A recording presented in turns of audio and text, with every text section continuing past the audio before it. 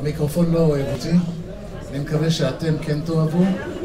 אז קודם כל אחרי צהריים טובים, אני בהחלט מתרגש להיות באירוע יחד עם קרמית ויחד עם קובי, לכבוד יחשב לי, וכל הכבוד באמת למארגנים, והרבה הערכה לכם שביום שבו מחבלים מסתובבים בתל אביב, ככה המשטרה לפחות אומרת, ובמזג אוויר כזה, אתם תורכים ובאים, מתעניינים, הערכתי הרבה. אני אחסוך מכם את קורות חיי, שיכולים למלות לפי דעתי כמעט את רוב 20 הדקות. אתם יודעים מי אני, מאיפה אני בא, אני היום איש האופוזיציה בכנסת ישראל, חבר מפלגת יש עתיד, ובמסגרת עיסוקיי בכנסת אני חבר ועדת חוץ הביטחון של הכנסת וחבר ועדת הכלכלה, ואני רוצה להתחיל ולומר לכם שלמרות המראות והתדמית שכולנו כאזרחי ישראל, כולל עבדכם הנאמן, חוזים ורואים, הכנסת היא מקום חשוב, מקום שיש בו לא מעט אנשים טובים וחרוצים. אני אומר את זה באמת מתוך הכרה, מכיוון שלצערי, או לצערנו, אני אודה לכם שם, אם קצת תאפשרו לי, צלמת.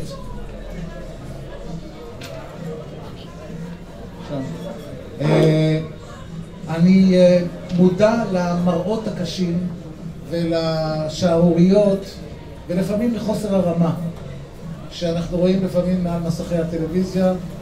טבעה של התקשורת שהיא כמובן מבליטה דווקא את הפיקנטיות.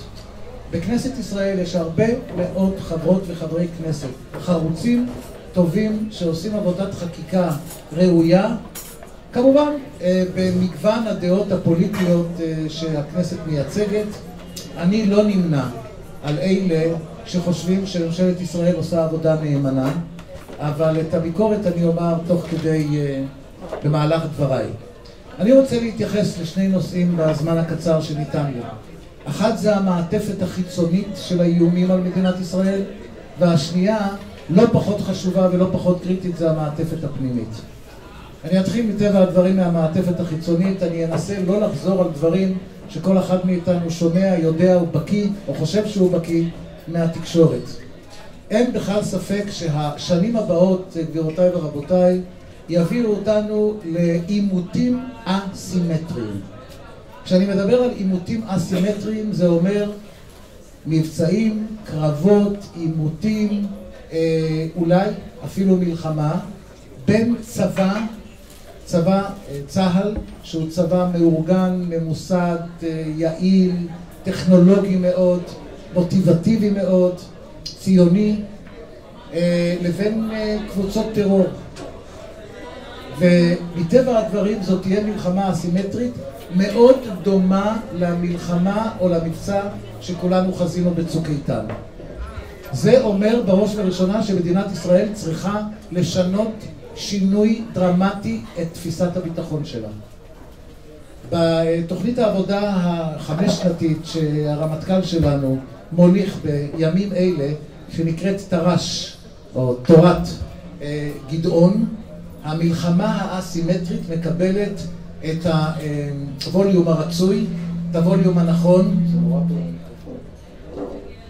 ואני מאוד מקווה שאנחנו נצליח להשכיל ולהתעמת עם קבוצות טרור, עם קבוצות גרילה, אכזריות, ברוטליות, רדיקליות, כמו דאעש, כמו החיזבאללה, כמו החמאס, כמו ג'בהת אל-נוסרה.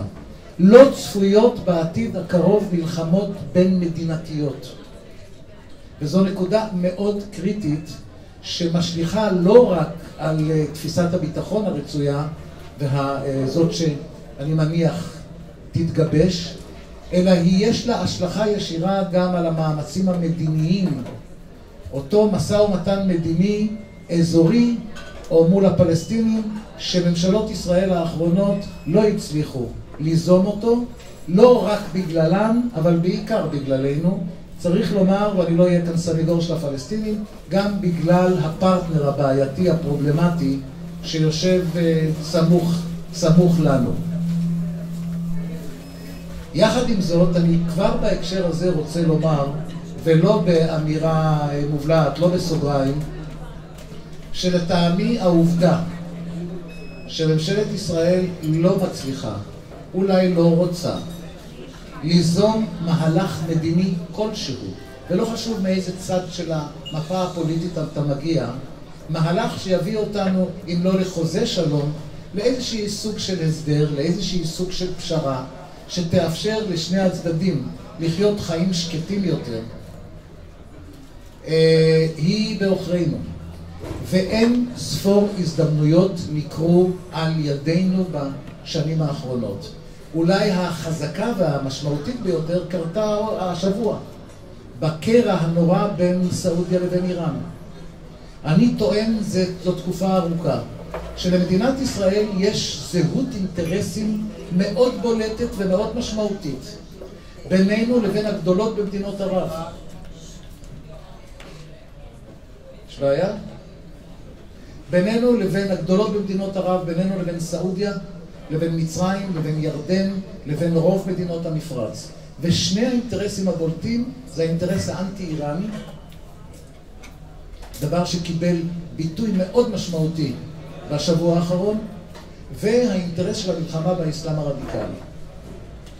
והייתה זאת חובתה של ממשלת ישראל, עדיין חובתה של מדינת ישראל, לנסות וליצור ברית, זהות אינטרסים, עם אותן מדינות ערב גדולות, על בסיס שני האינטרסים שציינתי, ושורה שלמה של אינטרסים כלכליים ואחרים, שאני לא אצליח לפרט כאן מבחינת אורך הזמן, ולנסות לבנות מטריה אזורית, ובתוכה להכניס את חידוש המשא ומתן עם הפלסטינים. לפלסטינים זה היה נותן שתי יתרונות מאוד מאוד בולטים. אחד זה מטריה כלכלית, והשנייה זה גיבוי מדיני. אני אומר את הדברים בראשי פרקים, אפשר כמובן להעריך, אפשר לפרט. אני יודע שיהיו גם כאלה שיחשבו שזה כמעט בלתי אפשרי. אני טוען גם כסטודנט מידיעה אישית, וגם על פי קריאה די מעמיקה של ההתפתחויות באזור, שזאת, הייתי אומר, אולי החולשה העיקרית של ממשלות ישראל בשלוש או ארבע הממשלות האחרונות. עכשיו, אני לא ארד איתכם פה לסיבות, אני מניח שכל אחד יעשה את הסיבות האישיות שלו, ממשלת ימין, לחץ, חוסר רצון, פרטנר פרובלמטי, כל התשובות נכונות. זה לא אומר שמדינת ישראל לא צריכה ליזום. לטעמי זו גם התשובה היחידה, או בשביל להיות מדויק, כמעט התשובה היחידה לטרור, לאווירה, לייאוש והתסכול שמביאים בחלקם, לא כולם, את הטרור שמשתולל ברחובותינו. מכיוון שאת גל הטרור הנוכחי שכולנו עדים לו, ואין כמעט יום שאין בין 2 ל4 ל5 פיגועים קשים, התשובות הן לא תשובות צבאיות, הן לא תשובות אופרטיביות. לצערי, הן גם לא יכולות להיות תשובות מודיעיניות, מכיוון שאין שירות מודיעין בעולם שיצליח לצפות או לדעת מראש כוונה של פלסטינאית או פלסטיני שקמים בבוקר ומתכוונים לדקור בסכין או במספריים או לדרוס במכונית שלהם. אין מכשיר כזה, לא הומצא עדיין.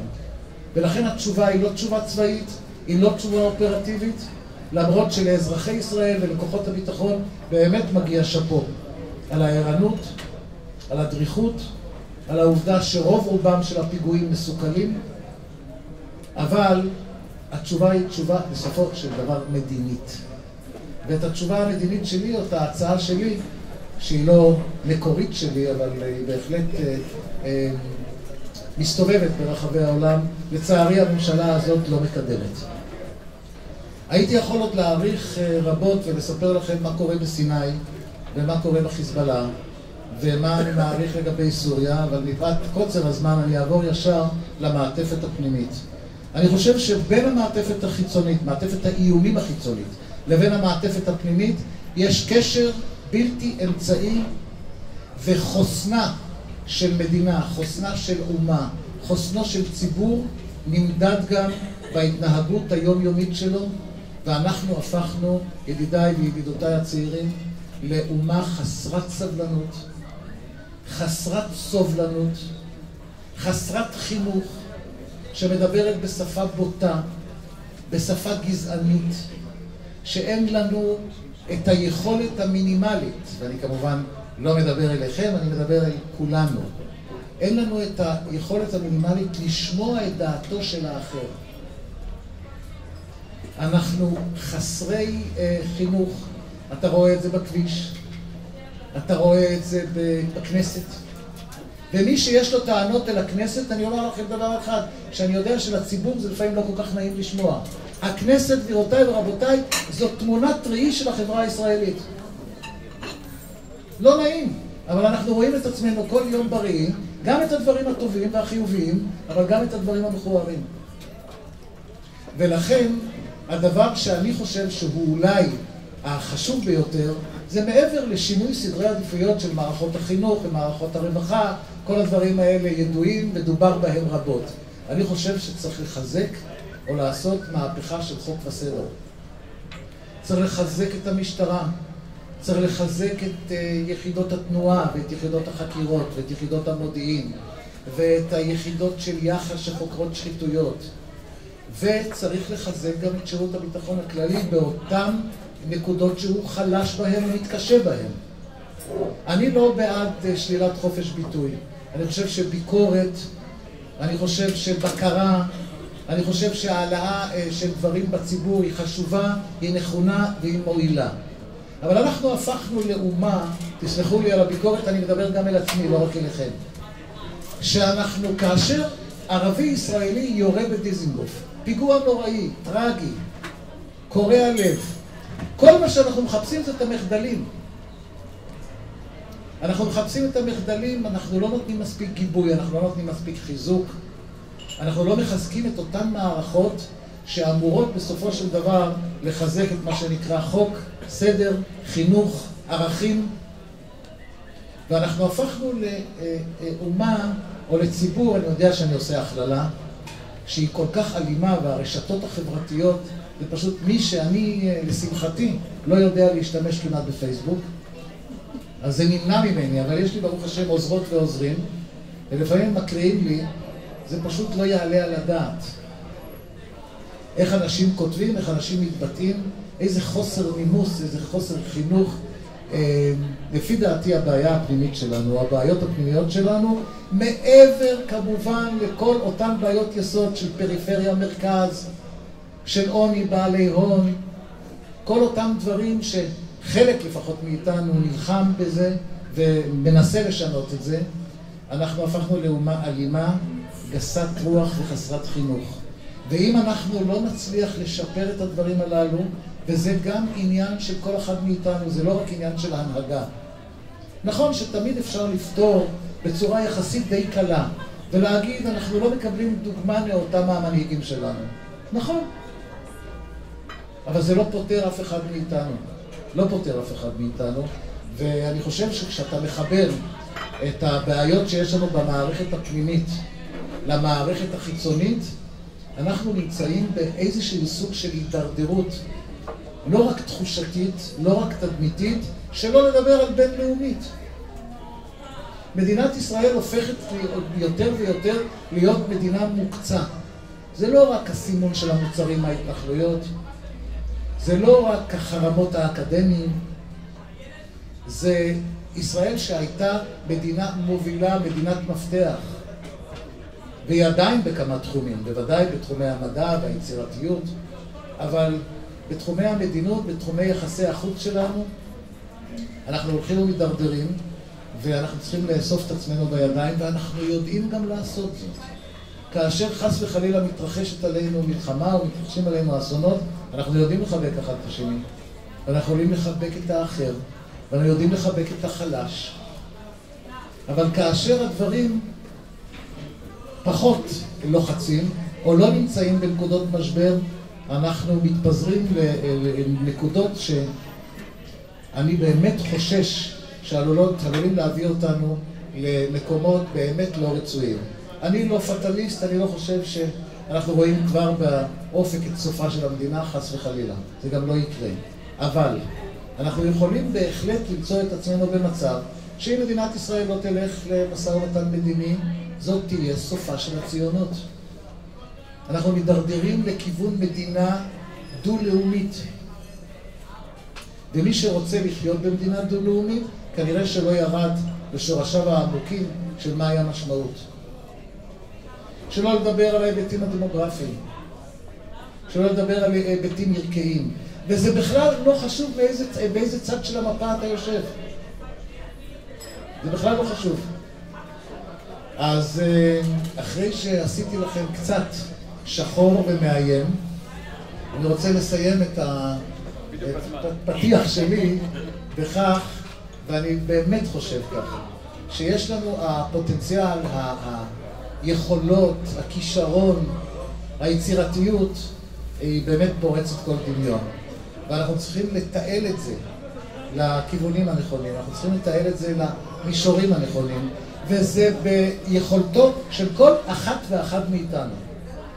כשאני התפניתי לפוליטיקה, פעם ראשונה הלכתי לפוליטיקה, מצאתי את עצמי, לא הבנתי בדיוק מה אני עושה שם. יצאתי לאיזושהי תערוכת צילום, ואחרי שיצאתי מהתערוכה, הדלקתי סיגריה, דבר שאני עושה די תדיר. וגמרתי לעשן, זרקתי את הסיגריה ודרכתי עליה ברחוב.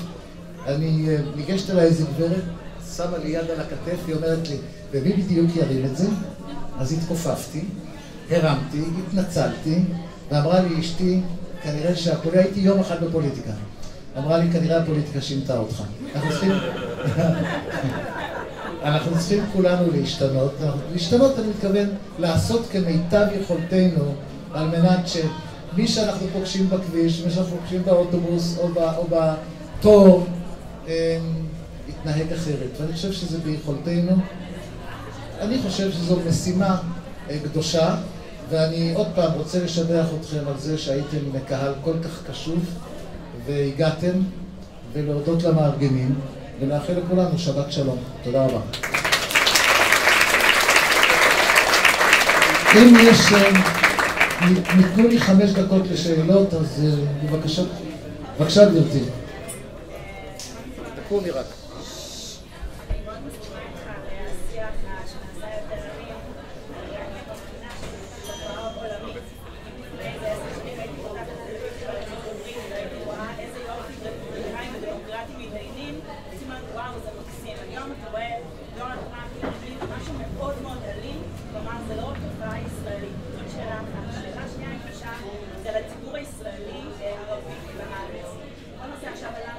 כן, כן, אני אתייחס. טוב, השואלת שאלה, אני לא בטוח שכולם שמעו. היא קודם כל אמרה, אני אעשה את זה בקיצור, שהשיח האלים היא לא תופעה ישראלית בלבד, היא תופעה עולמית. כולנו רואים וחוזים בגסויות של טראמפ ואחרים, אז זה לא רק מאפיין את מדינת ישראל. אז אני לשאלה הזאת כבר אענה לך. אנחנו העם הנבחר. ובהיותנו העם הנבחר אנחנו צריכים להוליך שינוי. ואני חושב שהנזק שנגרם או צפוי למדינה כמו ארצות הברית, בגלל ההתלהמויות של דונלד טראמפ או אחרים, או התבטאויות כאלה או אחרות בשיח החברתי, הוא פחות פטלי ממה שיכול להיגרם לנו. ולכן אני חושב שאנחנו צריכים להיות הרבה יותר אקטיביים בעשייה על מנת לנסות ולרסן את זה. השאלה השנייה שהשואלת שאלה, זה מה ההתייחסות שלי לנושא של ערביי ישראל בעקבות השיח האחרון, נאומו של ראש ממשלתנו על הפודיום בבר הסמטה וכיוצא בזה. אני אשתדל לא להאריך. אנחנו מדברים על 20% מאוכלוסיית מדינת ישראל. מי שמפתח איזשהן אשליות שמישהו מערביי ישראל יקום, ינטוש את אדמתו ויעבור למדינה פלסטינית, אם וכאשר כזאת תקום, לא יודע על מה הוא מדבר. אנחנו נולדנו או נידונו לחיות צד בצד, יד ביד, יחד עם הערבים החיים בתוך מדינת ישראל. הם אזרחי ישראל, וכל ממשלות ישראל, ללא יוצא מן הכלל, להוציא תקופה אחת של ממשלת יצחק רבין, זיכרונו לברכה, לא טיפלו טיפול נאות באוכלוסייה הזאת. אפליה, הזנחה, פשיעה, חוסר חוק וסדר, חוסר ציות לחוק, חלק גדול באשמה של ממשלות ישראל, לא רק של ממשלת ישראל הנוכחית. זה לא יהיה נכון וזה לא יהיה צודק. צריך לשנות את הטיפול, את המשאבים ואת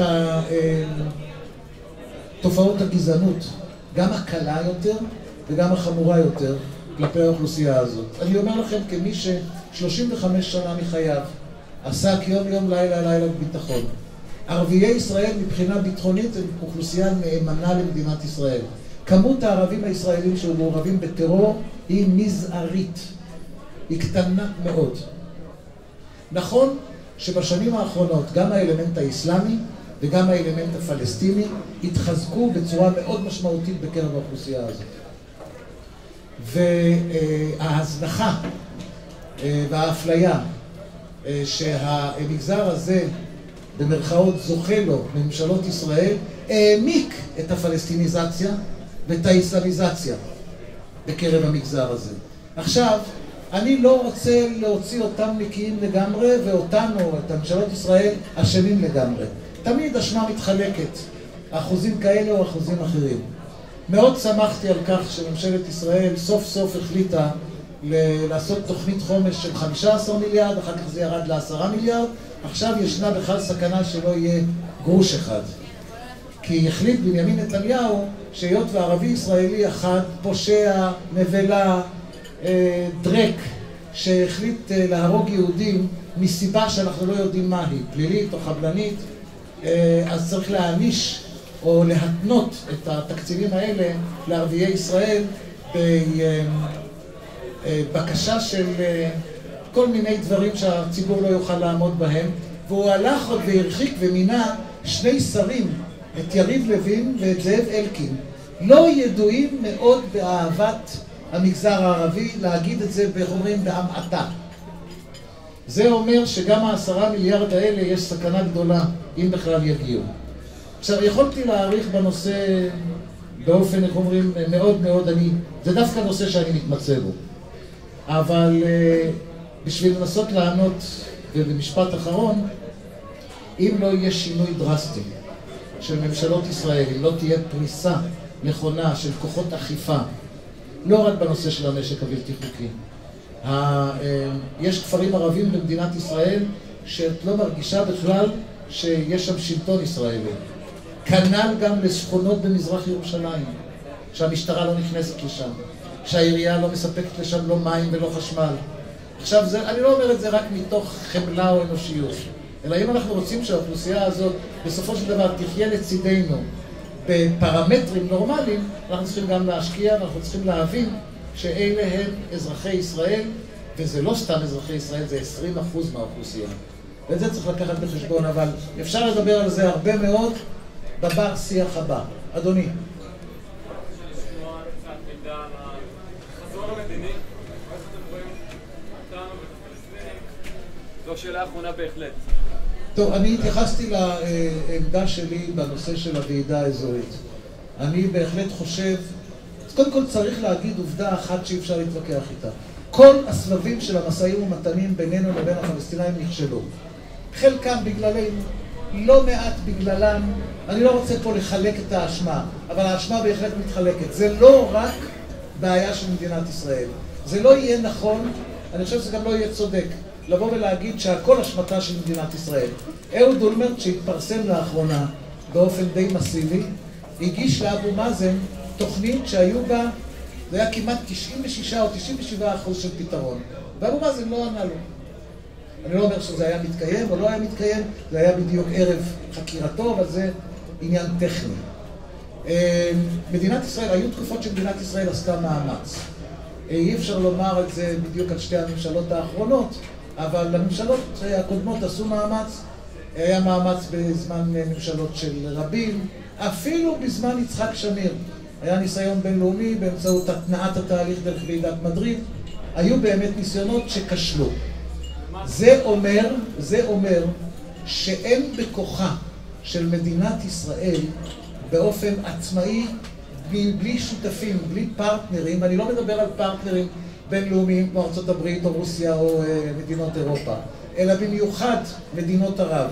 הסיבה שיאסר ערפאת לא חתם או לא הסכים על הצעה יחסית די נדיבה של אהוד ברק בוועידת קמפ דיוויד, הייתה החשש שלו שהוא לא יהיה הבוגד במרכאות הראשון שיחתום על הסכם עם מדינת ישראל, כי הוא לא קיבל גיבוי ההפך או הנכון ממדינות ערב.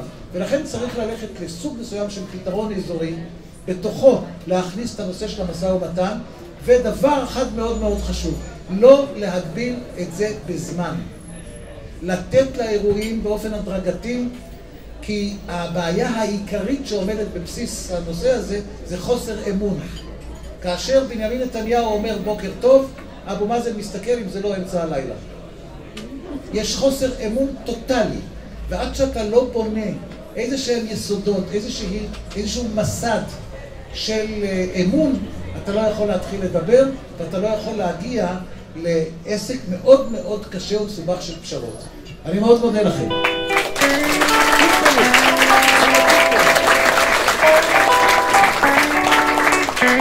תודה רבה ליעקב פרי, אנחנו מיד...